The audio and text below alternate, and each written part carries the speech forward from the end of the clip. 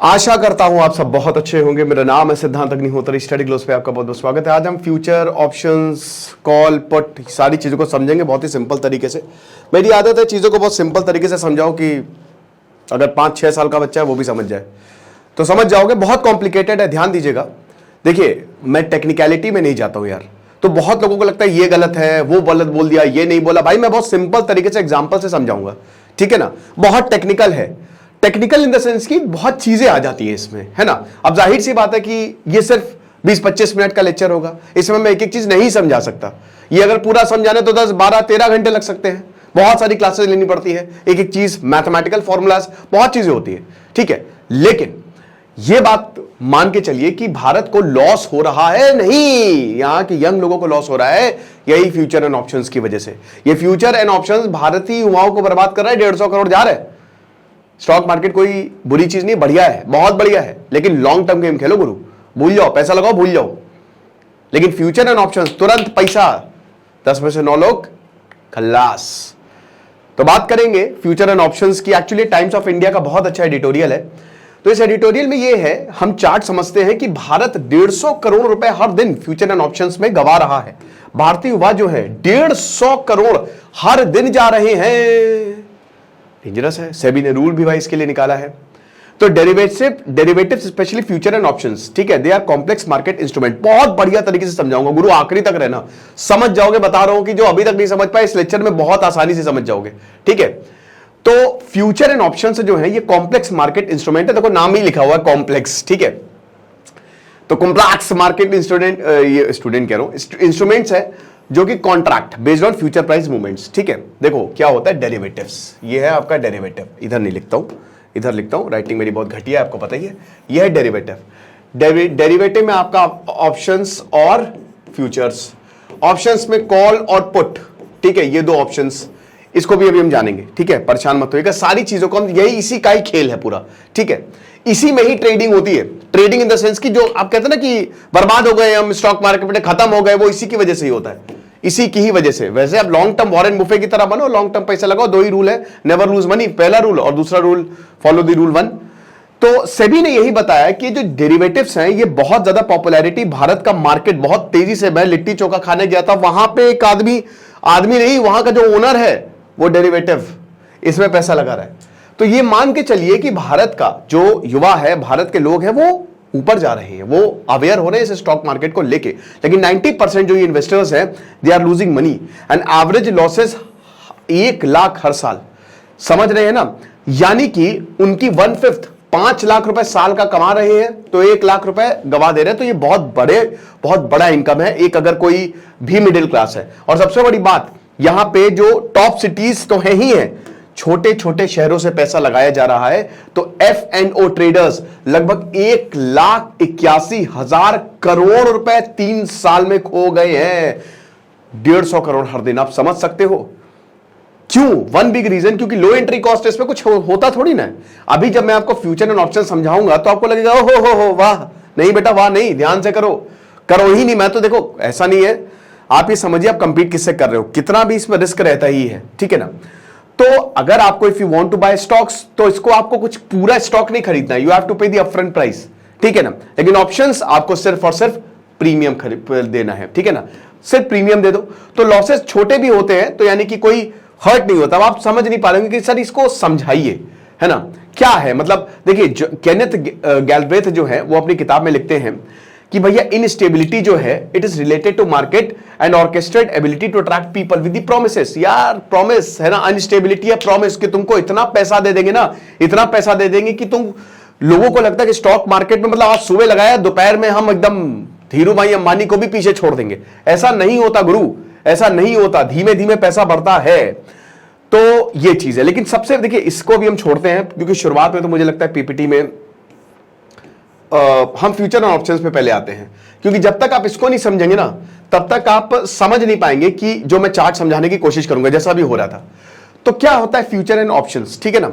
So future and options are essential financial instrument used by the investor to hedge risk, speculate and diversify their portfolio. They belong to the family of derivatives. अच्छा derivative समझो, derivatives, what are derivatives, ठीक है ना। तो they belong to the family of derivatives. ये एक परिवार है जिसमें डेरिवेटिव जो है वो पिताजी हैं, डेरिवेटिव जो है वो पापा हैं। तो डेरिवेटिव पापा जो हैं उनके बच्चे हैं फ्यूचर एंड ऑप्शंस, ठीक है ना। तो पिताजी सब कंट्रोल करते हैं। अब डेरिवेटिव का मतलब क्या होता है? सबसे पहले देखो, डेरिवेटिव आप एक चीज समझो, आपका नोट डेरिवेटिव है, सोना डेरिवेटिव नहीं है। कैसे? देखो यही से सब आएगा। मान लो आपका घर है ना। अब घर नहीं, मान लो आपका एक बॉक्स है, आपके पास एक बॉक्स है, ठीक है, या आपका बेड है, बेड मान लो आपका बेड है। अब उस बेड की कीमत क्या है? आपका बेड बहुत पुराना है, कुछ नहीं, नथिंग, जीरो। लेकिन अगर उस बेड में मैं 100 करोड़ रुपए डाल दूं तो उस बेड की वैल्यू क्या हो गई? 100 करोड़ रुपए, राइट। तो वो बेड बहुत वैल्यूएबल हो गया, है ना।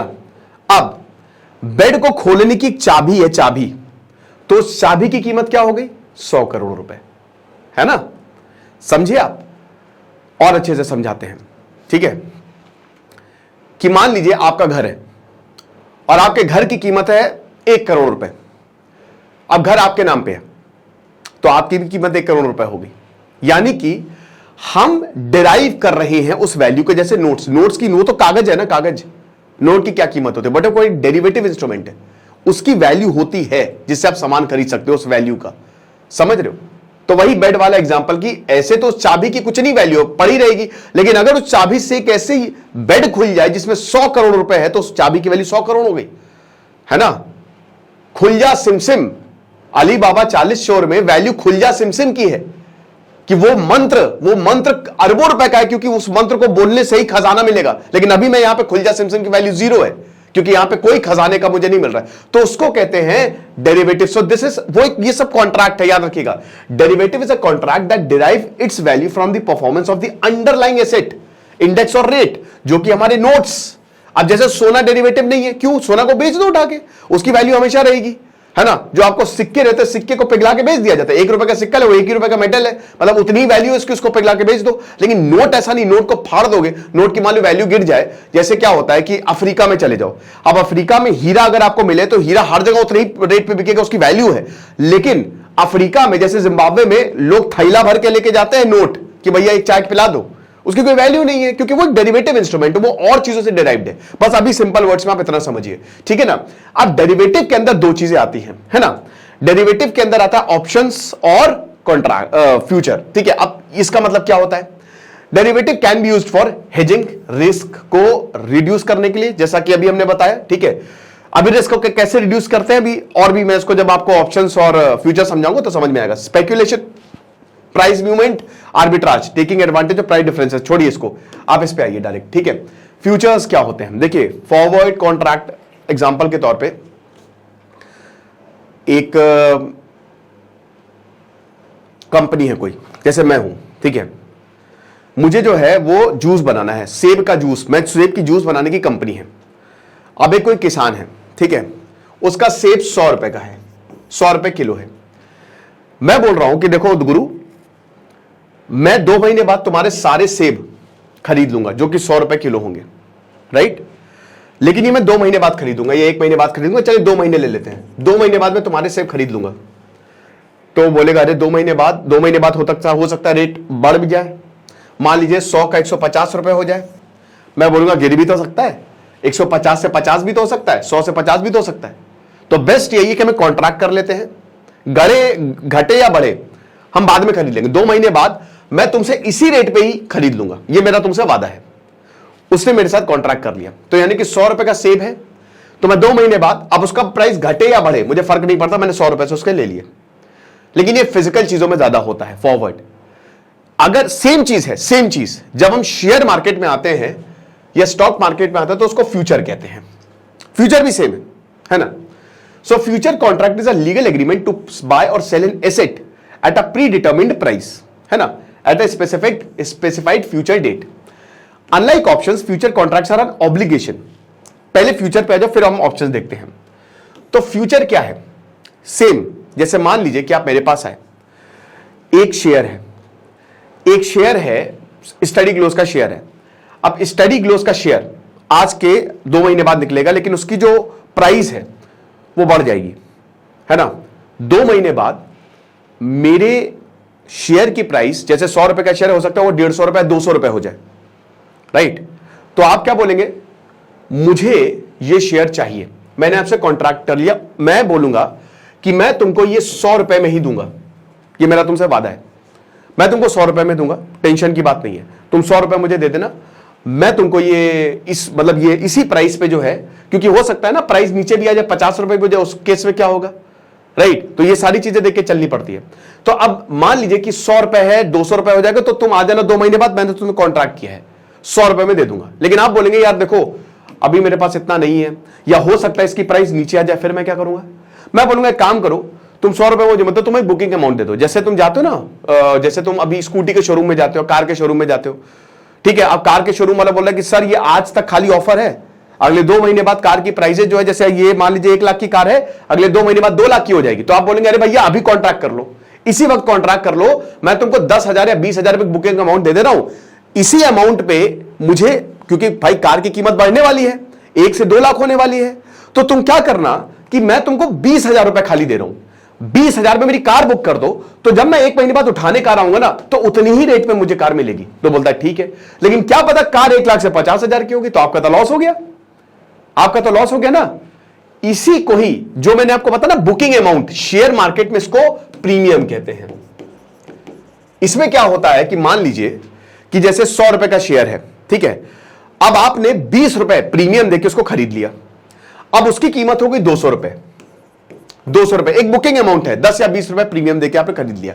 अब क्या हुआ, जैसे मान लीजिए आप एक शेयर खरीदते तो एक अपफ्रंट फी होती है, समझ गए? एक अपफ्रंट फी होती है, अपफ्रंट मतलब सीधा शेयर खरीद लो।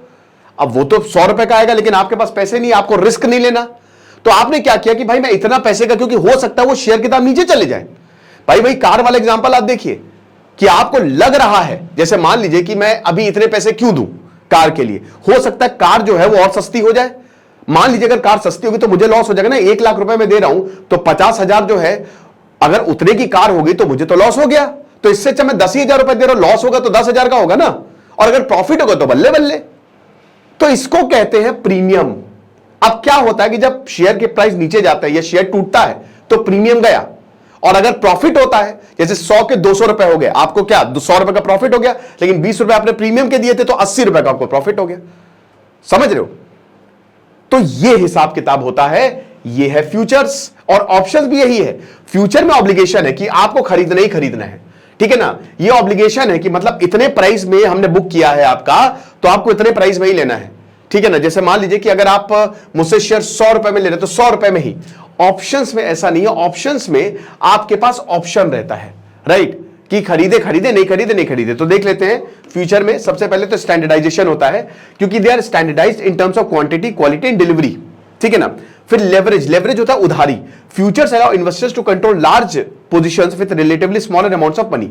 इसमें क्या होता है कि आप कम पैसा डाल सकते हो, बाकी उधारी ले सकते हो। अब उधारी जो ब्रोकर्स है आपको दे देते हैं, लेकिन याद रखिएगा, जब जैसे आप इसको ऐसे समझो कि मान लीजिए कि आप एक वही कार का एग्जांपल लेते हो, आपके पास अभी पैसे नहीं है, ठीक है? तो आपने कुछ पैसे लगाए, 10,000 रुपए लगाए, 1 लाख की कार है, और 90,000 क्या किया आपने, ले लिए उधारी ले लिया आपने, कि चलो जब बाद में प्रॉफिट होगा तो आप अपना उधार लेके आप बेच दीजिएगा। और आपने वो कार बेचने के पर्पज से ली है, ठीक है ना? कि आपने एक प्राइस पॉइंट है 1 लाख की कार, आपके पास पैसे नहीं, 10,000 आपने अपने लगाए और 90,000 आपने उधारी ले ली। लेकिन अगर मान लीजिए कि कार खत्म हो जाती है, कार की वैल्यू 0 हो जाती है, तो आपके 10,000 भी गए और 90,000 रुपए आपको देने हैं। आप समझ रहे हो कि होता क्या है कि आपने कार लिया, अब कार लिया आपने, आपको लग रहा है कि 1 लाख रुपए प्रॉफिट होगा ही होगा मेरा, मुझे बेचनी है इस कार को, ये ऐसी कार दुनिया में आई नहीं है, कार उड़ती है, ठीक है? अब 1 लाख इसको 1 करोड़ कर दो, 1 करोड़ की कार है, तो आपके पास पैसे नहीं, आपने 1 लाख लगाए और 99 लाख आपने उधार ले लिए, ठीक है? लेकिन मान लीजिए वो कार उड़ी ही नहीं, वो कार चली ही, उड़ी तो छोड़ी, चली नहीं, तो 0 होगी उस कार की वैल्यू। तो जब उस कार की वैल्यू 0 तो आपका 1 लाख डूबा और आपको 99 लाख रुपए उधार के उसको भी देने हैं।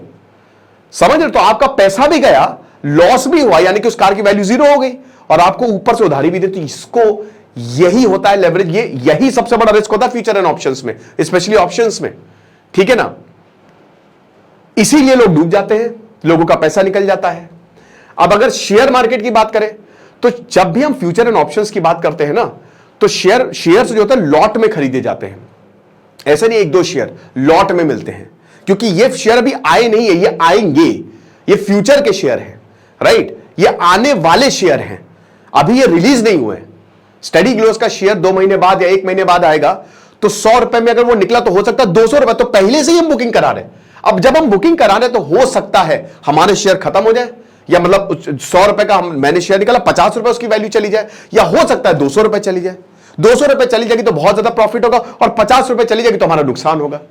और अगर हमारे पास पैसे नहीं तो हमने स्टॉक ब्रोकर से, जो ब्रोकर से उधार ले लिया, तो अगर लॉस होता है तो हमारा तो पैसा गया ही गया, उधारी वाला भी पैसा गया। और अभी तो मैं आपको 1-1 लाख पे समझा रहा हूं, जब आप स्टॉक लॉट खरीदते हो ना तो ये लाखों रुपए में होता है, करोड़ों रुपए में होता है। तो जब पैसा डूबता है ना तो लाखों करोड़ों रुपए डूबता है, समझ रहे हो, क्योंकि लॉट्स में ही निकलता है। लॉट्स मतलब एक बास्केट होती है, ऐसा थोड़ी ना कि भैया एक सेब दे दो हमको, बोले भाई ऐसे 1 किलो लेना है तो लो, एक सेब क्या होता है, ये हिसाब किताब है, समझ रहे हो। आई होप ये चीजें आपको समझ में आ गई होंगी, बहुत सिंपल तरीके से मैंने आपको समझाया है, ठीक है ना। तो ऑप्शंस में आपके पास ऑप्शन होता है, ठीक है। फ्यूचर में तो आपको करना ही करना है। Settlements can be in cash और through physical delivery of the asset, ठीक है। चलिए ओके, ऑप्शंस क्या होता है? Options contract give a buyer the right but not the obligation to buy और sell an asset to a specific price before a certain expiration date, ठीक है ना। देखिए फ्यूचर भी बढ़ता है, जैसे मान लीजिए कि अब फ्यूचर में क्या होता है कि अगर मान लीजिए प्राइस बढ़ गया, ठीक है, इसको मैं कैसे समझाऊं आपको। देखिए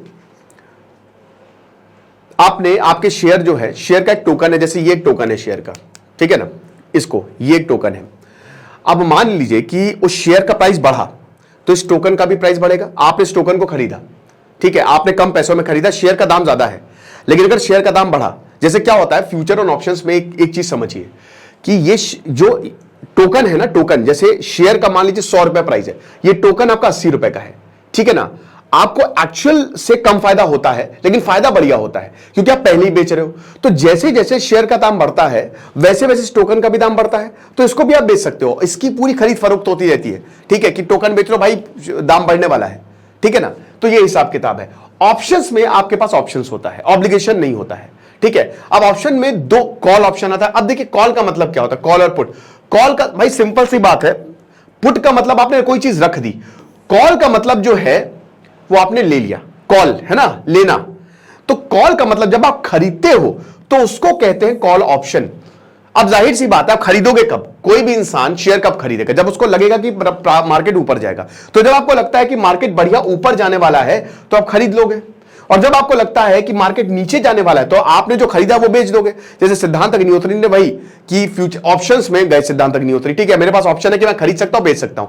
अगर मुझे लगता है कि अगले जो शेयर जैसे स्टडी ग्लोस के हैं, ठीक है, तो शेयर 2 महीने बाद ये बढ़ेगा, तो मैं क्या करूंगा, इसको खरीदूंगा, कॉल करूंगा, अभी से ही मैं कॉन्ट्रैक्ट साइन कर लूंगा कि भाई 2 महीने बाद ये शेयर आएंगे, मुझे ही मिलने चाहिए, तो कॉल ऑप्शन। और अगर मुझे लगा कि 100 का 50 हो जाएगा तो मैं इसको पहले ही बेच दूंगा, पुट ऑप्शन, ठीक है ना। तो वही चीज है कि इसमें राइट टू सेल। अब देखिए इतना ही समझिए फिलहाल, क्योंकि इससे ज्यादा फिर बहुत ज्यादा टेक्निकल हो जाएगा, ठीक है। बहुत सारी चीजें इसमें आ जाती है दोस्तों, लेकिन मोटा मोटा यही है। इसको समझने के लिए हमको कोई साइंटिस्ट नहीं होना है, बस थोड़ा सा कॉमन सेंस लगाना है कि यही सारी चीजें होती कि हमको प्रॉफिट कमाना है। तो प्रॉफिट कमाने के लिए हम फ्यूचर देखते हैं कि कोई चीज आने वाली, जैसे जब टेस्ला आएगी यहां पे, है ना, जब टेस्ला आएगी तो टेस्ला की वैल्यू बहुत होगी, है ना, बहुत बढ़िया, बहुत अच्छी कार होगी, तो बहुत लोग पहले से बुक कराना शुरू कर देंगे और छोटा सा बुकिंग अमाउंट दे देंगे। तो बुकिंग अमाउंट यहां पे प्रीमियम होता है, ठीक है ना, ये चीज आप समझे। तो बुकिंग अमाउंट एक तरीके से प्रीमियम होता है। तो अगर आप मान लीजिए कि वो टेस्ला की वैल्यू अगर बहुत नीचे गई तो आपका प्रीमियम ही जाएगा, लेकिन अगर आपने पूरी टेस्ला खरीदी तो पूरा पैसा चला जाएगा। देन उसके बाद वही ऑप्शन, सेम चीज, ठीक है ना। ऑप्शंस में कॉल और पुट जो मैंने आपको बताया, आप प्रीमियम लगा के इसको खरीद सकते हो, और उसके बाद स्पेसिफाइड प्राइस में आपने खरीदा, उतना तो पैसे आपको देने ही है लॉट में। तो ये चीज है। तो अब इसी में ही जो फ्यूचर और ऑप्शंस है, इसमें यहां पे प्रॉब्लम इसलिए आ रही है क्योंकि भाई इसमें काफी ज्यादा रिस्क इन्वॉल्व है, ठीक है ना। क्योंकि देखिए इसमें एक स्पेसिफाइड डेट होती है ना भाई। स्पेसिफाइड डेट, जाहिर सी बात है ना कि शेयर आ रहा है, आपने पहले ही कॉन्ट्रैक्ट किया है, आपने आने के बाद शेयर को नहीं खरीदा है, या शेयर को डायरेक्टली आप नहीं खरीद रहे हो कि आप होल्ड करके रख रहे हो, आपने पहले से ही इसको खरीद के रख लिया है। तो प्रॉब्लम है, एक तो प्रीमियम पे भाई गया, अगर नीचे काम तो आपके उतने पैसे गए प्रीमियम जो आपने लगाए हैं, ठीक है। तो वही इसमें यहां पे बताया है। चलिए मैं पीपीटी, उसी पीपीटी को लेके आता हूं, ठीक है।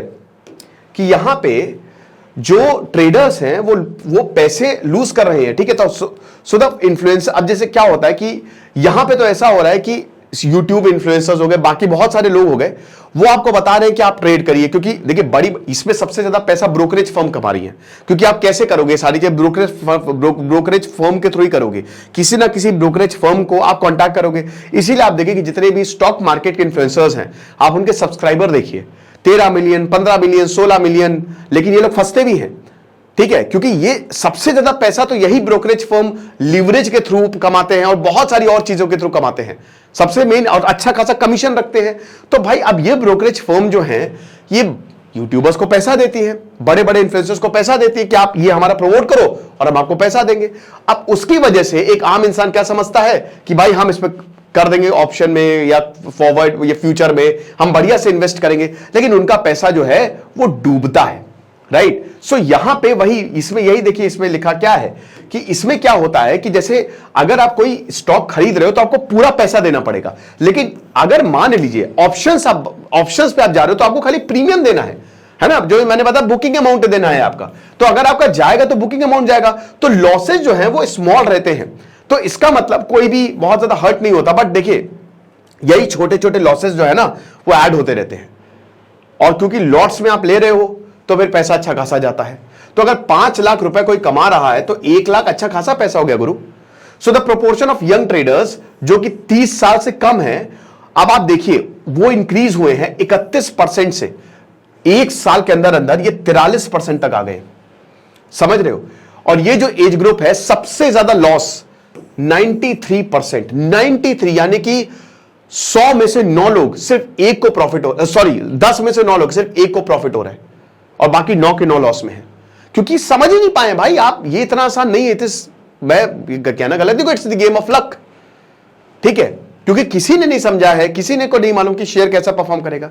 तो जैसे जैसे आपकी एज बढ़ती रहती है चांसेस ऑफ मेकिंग लॉस ये आपका कम होता रहता है। एक्सपीरियंस, भाई वॉरेन बुफे की मेन वेल्थ तो 50 साल के बाद ही आई भाई, धीमे धीमे एज बढ़ेगी तो लॉसेस कम होंगे, क्यों, आपको एक्सपीरियंस आता है। इंसान शुरुआत में तो बहुत ज्यादा पैसा कमाता है, तो इसीलिए जो ओल्डर है दे आर एट लॉट्स। अब आप ये देखिए 6 चार्ट्स की बात की थी ना, 6 चार्ट्स में आप समझिए कि यहां देखिए फिस्कल ईयर, ये देखिए 24, अब इसमें 43%, ये 31 साल तक है।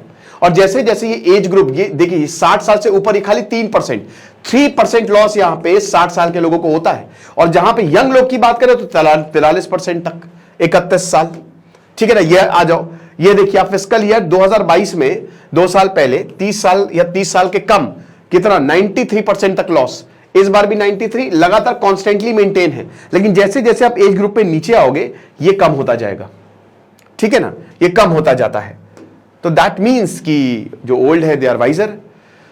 सो 3/4 ऑफ दोज इन एफएओ were ones who probably had the least money, क्योंकि देखिए इनके पास बहुत पैसा नहीं है, एनुअल इनकम 5 लाख रुपए महीना होती है, ठीक है ना, यानी कि वही है कि 50-60 हजार, 5 लाख रुपए साल होती है तो 50-60 हजार रुपए महीना है। तो 6% जो है उनकी ही बस एनुअल इनकम 10 लाख से ऊपर है, यानी कि ऐसा भी नहीं कि बहुत ज्यादा जिनके पास पैसा है वो इसमें लगा रहे, ठीक है भाई। भारत एक हर चीज के लिए बड़ा मार्केट है, जिनके पास कम पैसा है वो भी लगा रहे हैं। सिर्फ 6% ऐसे हैं जिनके पास 10 लाख से ऊपर एनुअल इनकम है, यानी कि जो लगभग 1 लाख रुपए महीना कमा रहे हैं। So the proportion of those earning less than 5 lakh and still trading in एफएओ हैज इंक्रीज्ड 71% टू 76, यानी कि 2024 में 76%, 5 लाख तक इतना पैसा। और मैक्सिमम लॉसेस देखिए 92.2% 2024 में, और पिछले साल ही 75% था, राइट। तो खतरनाक है ये, आप देख सकते हैं कि 76% they earn less than 5 lakh, और बाकी जो सबसे अपर ग्रुप में है वो 1%, 25 लाख से जो ऊपर कमाता है वो खाली 1% है, ओनली 1%। तो ये उस हिसाब से आप समझ सकते हो, यानी कि जो बहुत ज्यादा पैसा कमा रहा है वो कम लॉस में है, जाहिर सी बात है, ठीक है ना। इनकम वाइज आप देख, अगेन ये देख लीजिए, ठीक है ना, यहाँ पे इनकम वाइज लॉस मेकर जो वही सबसे ज्यादा यही है लॉस में, जो 5 लाख से कम पैसा कमा रहे हैं, ठीक है। स्मॉल टाउन जाहिर सी बात है, बियॉन्ड 30 जिनको B30 बोला जाता है, और टॉप 30 सिटीज, ठीक है ना। तो जो टॉप 30 से आगे हैं, तो सबसे बड़ी बात यह है कि जो एफएओ में ट्रेडर्स हैं वो छोटे शहरों से आ रहे हैं, या ऐसे शहर से आ रहे हैं जैसे हो गया बहुत बड़े शहर। बड़े शहर कौन हो गए, जो कैपिटल सिटीज हो गए, वो तो टॉप 30s में है, वहां से नहीं आ रहे, बल्कि छोटे T30 सिटीज से आ रहे हैं, B30 सिटीज से आ रहे हैं। ये कमाल की बात है, ठीक है, तो देख सकते हैं कि जो सबसे बढ़िया म्यूचुअल फंड्स होते हैं, बढ़िया अगर आप अच्छे से उसको इन्वेस्ट करते हैं, तो B30 सिटीज में जो म्यूचुअल फंड इन्वेस्टर्स है वर्सेस B30 सिटीज में डेरिवेटिव इन्वेस्टर्स है। रेड में देखिए, तो यहां पे हम 2024 की बात करते हैं तो डेरिवेटिव्स में 72 पॉइंट, और जब मैं डेरिवेटिव्स की बात करता हूं तो वही मैं फ्यूचर और ऑप्शंस की बात कर रहा हूं, राइट। तो ये हिसाब किताब है। यूपी सबसे ज्यादा देखिए 50% से ज्यादा they are from Maharashtra, Gujarat, Uttar Pradesh and Rajasthan. 21.7% Maharashtra से है, फिर गुजरात से 11.6%, यूपी 10.7%, ठीक है ना, जो कि बहुत चौंकाना। राजस्थान 6.2%। 2 साल में सबसे ज्यादा हाईएस्ट 15 मेजर स्टेट्स, यूपी में 186% से ग्रो हुआ है। 2 साल में 186% से जो एफएओ में लोग आ रहे हैं वो ग्रो किए। बाकी बिहार में 179, वेस्ट बंगाल 177, पंजाब में 162। आपने इन सब में एक पैटर्न देखा, ये वो राज्य है जहां पे पर कैपिटा इनकम बहुत ज्यादा नहीं है। लोग यहां से, क्योंकि पैसा उनको एक्स्ट्रा कमाना है, तो लोग यहां से पैसा कमा रहे हैं। तो ये आप देख सकते हैं लाख में, ठीक है। इसको आप आराम से पॉज करके देख लीजिएगा, मैं इसकी पीपीटी जो है वो दे दूंगा। और जो टॉप 5 स्टेट है लॉस मेकर्स में, वो 197, 145, 137, बाप रे बाप। ये देखिए, ये सदर्न स्टेट्स है, इनके हाल क्या है, ठीक है। तो वही चीज है, पैसा तो बहुत ज्यादा जा रहा है, क्या करें। 76.3% ट्रेडर्स जो है वो F&O ट्रेडिंग में है इस समय, ठीक है, यानी कि 100 में से 76 लोग इतना कर रहे हैं। 24.4 लाख इन्वेस्टर्स जो है जिन्होंने पिछले 1 साल में लॉसेस कमाए। 18.6 लाख ट्रेडर्स जो हैं वो लगातार इनमें से, यानी कि F&O में पैसा जा रहा है। 24 लाख में से 18 लाख ने फिर लगाए पैसे, कि जा रहा है तो क्या। यही तो दिक्कत है ना, लॉस को क्या भरपाई करते जाते हो, यही दिक्कत। और इसीलिए आपका पैसा बहुत ज्यादा डूबता जाता है। एक बार आपको अकल आ गई, ठीक है, नहीं, ये एक लत की तरह है कि पैसा लगाते जाएंगे, कभी ना कभी तो प्रॉफिट होगा, उम्मीद। और जब हमको अकल आती है तो बहुत करोड़ों का लॉस हो चुका होता है। तो प्रोप्राइटरी ट्रेडर्स की बात करें, ये वो हैं फाइनेंशियल फर्म्स और कमर्शियल बैंक्स, सबसे ज्यादा ये हाईएस्ट प्रॉफिट कमाएंगे। भाई देखिए, इंडिविजुअल्स को लॉस हुआ है, इंस्टीट्यूशन को लॉस नहीं हुआ है। यहां पे बेस्ट ब्रेन से बैठते हैं, कोई IIM से आया है, कोई IITian है, तो इनके साथ आप कंपीट कर रहे हो। फॉरेन पोर्टफोलियो इन्वेस्टर्स ये सेकंड, जाहिर सी बात है। अगेन ये दोनों की बात करें, डोमेस्टिक सबसे ज्यादा प्रोप्राइटर्स ट्रेडर्स हैं, फिर फॉरेन FPI है, खूब प्रॉफिट कमाया, फिर डोमेस्टिक इंस्टीट्यूशंस हैं, म्यूचुअल फंड्स हो गए, बाकी उन्होंने भी प्रॉफिट कमाया। लेकिन इंडिविजुअल जो जैसे खुद हम लगाएंगे खटाखट डीमैट अकाउंट बना के, अच्छा खासा लॉसेस। और उसके बाद फिर NGO, NRIs, इन्होंने भी अच्छा खासा लॉसेस जो है वो बाय किया है। तो ये हिसाब किताब हमको देखने को मिला है। तो प्रोप्राइटर्स का आप देख लीजिए, 33,000 करोड़ का प्रॉफिट। FPIs का प्रॉफिट देखिए 27,000 करोड़, बाकी देखिए 19,000 का लॉस। इंडिविजुअल्स ने 41,000 का लॉस, बाप रे, इतना करोड़ का लॉस। बैंड बजी हुई है, दो ब्लड बात हो रही है एकदम, ठीक है। तो ये चीज है, तो आप देख सकते हैं FPI प्रोप्राइटर्स को भी आप पॉज करके आराम से देख लीजिएगा। 96 लाख इंडिविजुअल्स हैं, 376 FPOs हैं जो अभी तक। और ये देखिए, ये आंकड़ा बढ़ने वाला है, ये भी आपको बता दूं, ये आंकड़ा कम नहीं होने वाला, ये बढ़ेगा आगे आने वाले समय में, राइट। तो ये सब चीजें तो मैं आपको फ्यूचर एंड ऑप्शंस बता ही चुका हूं। देखिए, मैंने बहुत ही सिंपल तरीके से समझाने की कोशिश की है। तो आपको ये भी बता दो भैया, किसी को अब ये मुझ में मत चढ़ जाना, ठीक है, टेक्निकल वर्ड्स में, क्योंकि मैं ये मान के चल रहा हूं कि आप लोग अभी जो लोग यहां पे देख रहे हैं, बहुत लोगों को ये चीज समझ में नहीं आती। इनफैक्ट मुझे भी पूरी तरीके से समझ में नहीं आती है, ठीक है। मेरी वाइफ ने मुझे समझाया, क्योंकि वो इसमें ट्रेड करती है, खैर FAO में नहीं, है ना, वो तो उन्होंने मुझे समझा कि ये इस तरीके से काम करता है। आइडिया तो था ही मुझे, तो ये चीज समझिए। चलिए ठीक है, ओके। तो मैंने आपको ये सब बता ही चुका है। तो रिस्क काफी F&O ट्रेडिंग में, जैसा कि मैंने बताया कि भाई इन्वॉल्व होते हैं, कि लेवरेज रिस्क है, जो मैंने आपको बताया कि भाई जो उधारी लेते हो वो पैसा है। फिर टाइम डिके है। देखिए, जैसे जैसे एक्सपायरी आती है ना आपका, जैसे मान लीजिए कि आपने टोकन खरीदा ये 80 रुपए का 2 महीने पहले, ये आप ऐसे समझ लो कि जैसे मान लीजिए कि चॉकलेट है, एक चॉकलेट 2 महीने बाद एक्सपायर होगी और एक चॉकलेट कल एक्सपायर होगी। तो भाई किसकी ज्यादा वैल्यू होगी? जो 2 महीने बाद, जो कल वाली एक्सपायर होगी, उसको तुरंत बेचोगे ना, तुरंत बेचोगे। 50 रुपए की, तो अरे 10 रुपए में भी निकल जाएगी, कल एक्सपायरी डेट है। तो जैसे जैसे एक्सपायरी डेट सामने आती है ना, पास आती रहती, वैसे वैसे आपकी जो आपने खरीदा है उसकी वैल्यू भी कम होती रहती है, जिसकी वजह से आपको लॉस, जो आपका एसेट उसको लॉस देखने को मिलता है। भाई मार्केट रिस्क है यार। अभी जैसे रशिया यूक्रेन वॉर, इजराइल जो वॉर है, ईरान, तो भाई हर कंपनी चल कैसे, स्टॉक मार्केट कैसे काम कर रहा है, आपको समझना पड़ेगा। वो भी पैसा इन्वेस्ट कर रहे हैं। स्टडी ग्लोस अगर अपना IPO लाती है, या अगर मेरे शेयर मिलते हैं, तो जब मुझे प्रॉफिट होगा तब मैं आपको प्रॉफिट दूंगा। जब मुझे ही प्रॉफिट नहीं हो रहा तो मैं क्या करूंगा? मार्जिन कॉल्स कई बार जैसे sufficient margin can result in forced liquidation of position at unfavourable prices. तो ये कई बार मार्जिन कॉल्स मतलब ये भी एकदम से हमको, क्योंकि बेचना तो है ही है तुरंत, तो डिसीजन की वजह से भी हमको प्रॉब्लम होती है। लेकिन बस मैं आपको यही बोलूंगा कि देखिए ध्यान से करिए, इन्वेस्ट आपका पैसा है और बहुत ज्यादा बहकावे में मत आइए। थोड़ा सा इस चीज में उतरने के लिए मुझे लगता है कि एक प्रॉपर स्टडी की जरूरत है। 7, 8, 9, 10 महीने या पता नहीं, मुझे नहीं पता, ये आपके ऊपर डिपेंड करता है, बट थोड़ा सा ध्यान दीजिए क्योंकि ये आपके पैसे की बात है। ठीक है, अच्छा खासा पैसा लॉस होता है और बनता भी है पैसा, नो डाउट बनता भी, बहुत लोग बना के भी जाते हैं, but intraday future and options थोड़ा सा देखिए आप इसको। दिस इज सिद्धांत अग्निहोत्री साइनिंग ऑफ।